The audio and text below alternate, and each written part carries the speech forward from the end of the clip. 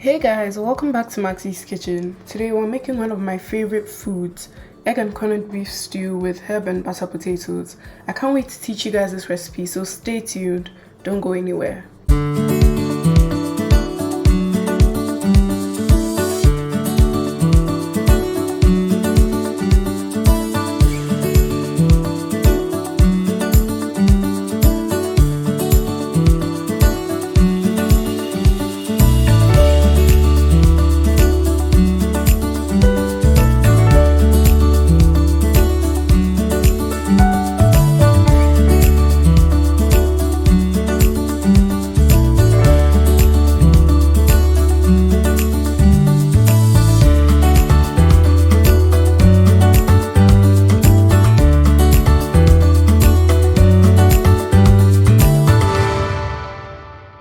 We'll start by making our egg and corned beef stew.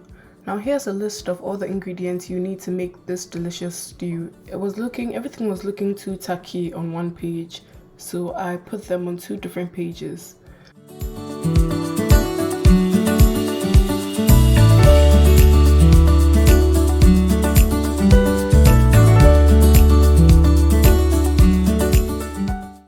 So I always like to add some herbs to my oil before I start my stew. So if you don't have time, it's fine. You don't have to use herbs if you don't have or if you don't like them. Please remember to leave half of your sliced onions. Now, if you don't like crunchy vegetables in your stew, then add all of the sliced onions. But I like a bit of crunch in my stew, so I left half of the onions to add at the end of the whole stew making process.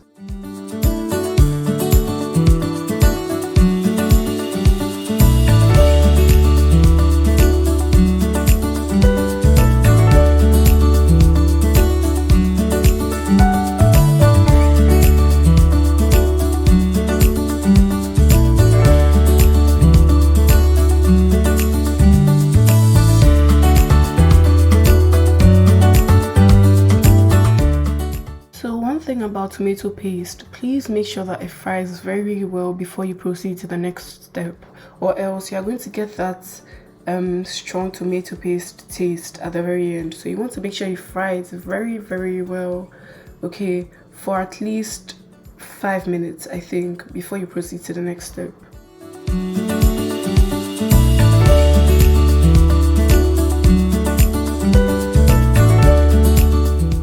What I mean by this is that you want to cook this blended mixture until the water dries out and you see the oil on the very surface of the stew. So you want it to cook very well. Now, when it comes to cooking stew, I always like to let everything cook before I add in the next thing. I don't like to add in a lot of things at a go and wait for everything to cook. So I develop the flavors, and trust me, it makes the stew nicer.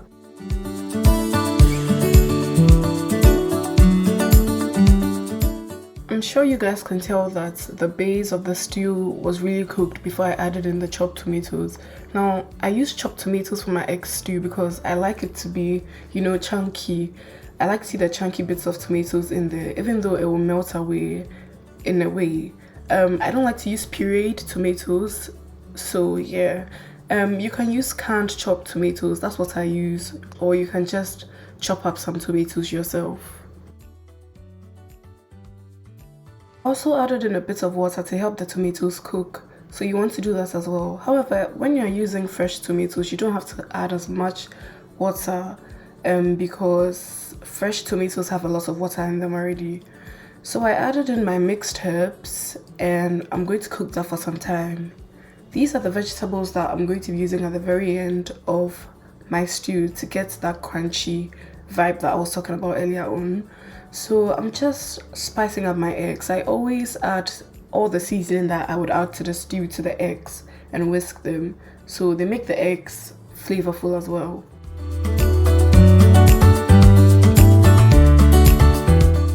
Now I'm only using half of one tin of corned beef because I just feel like the full tin is too much, but feel free to use the entire tin if that's what you like. My stew has thickened and I've added in about 3/4 of the corned beef in chunky bits, and I'm going to save the rest for later. So guys, I hope you guys realized that I didn't add any salt or actual seasoning apart from the mixed herbs to the stew. That's because the corned beef is salty, so you want to taste for seasoning after you add the corned beef, before you add your shrimp powder, your all-purpose, your salt and garlic powder. So that's what I did.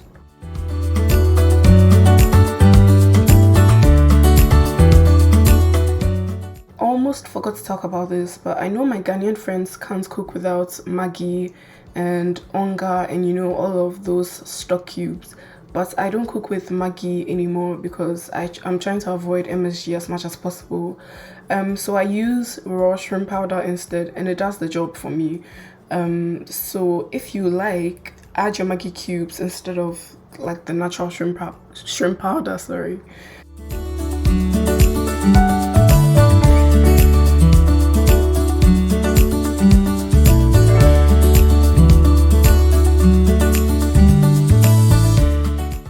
Guys, at this point, I still wasn't putting in all of the vegetables in. I just put about 3/4 of what I had because I was about to pour the eggs into the stew. I always save a little bit for the very, very end when everything is done.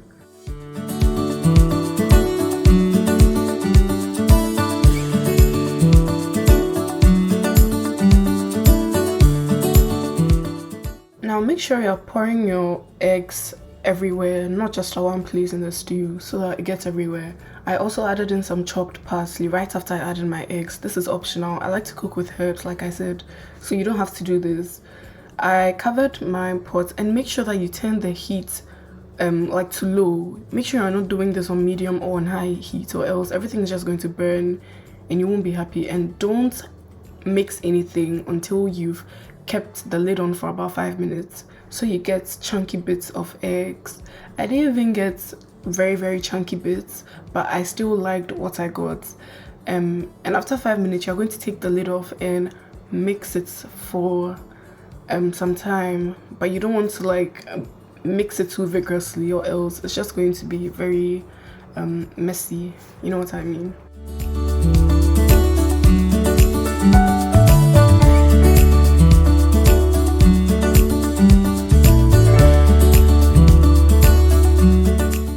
Once you cover it for the second time and open it again, you add your corned beef and the rest of the vegetables, and the stew is practically done at this stage.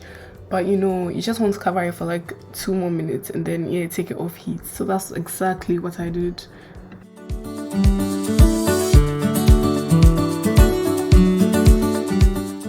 There you go, that's your beautiful, beautiful egg and corned beef stew.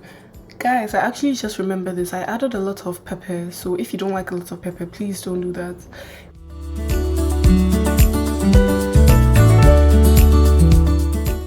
So let's make the herb and butter potatoes. I'm not going to give you measurements for this, just freestyle it, eyeball everything.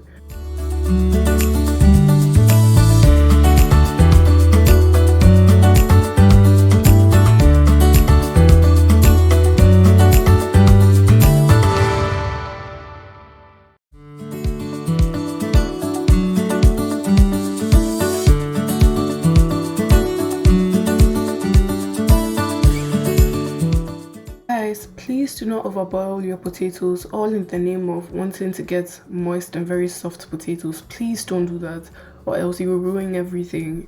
You'll still get very soft and mushy potatoes in the end, so please, just until it's fork tender, and then you can take it off heat.